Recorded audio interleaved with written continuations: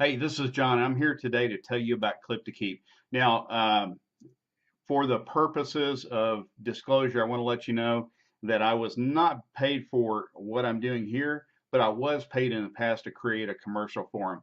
And it's rare that I personally endorse something like this, but I got to tell you, this product and this company right here is they're awesome. I love this product. If you have ever purchased a can of air,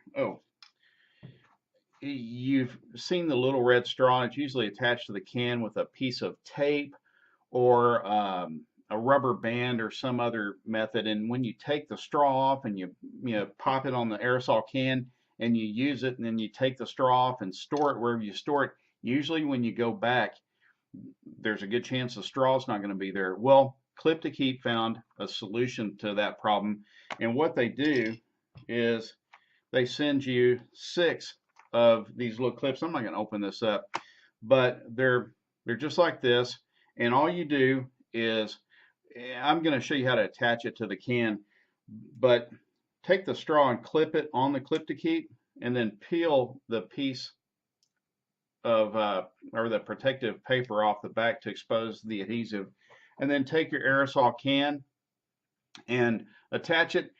The inventor recommends you attach it about a third of the way down, and for legal purposes, he probably has to tell you, don't cover up any warning labels.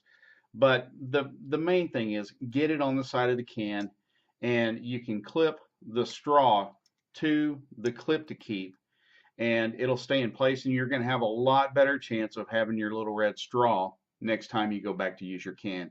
Anyway, this is John again for Clip to Keep. Go give this product a try. Give it to your dad or your mom, and keep them from looking for that little red straw. Anyway, hey, good luck, Clip to Keep. Oh, and you can find this at Amazon and clip2keep.com, the number 2, CLIP2keep.com.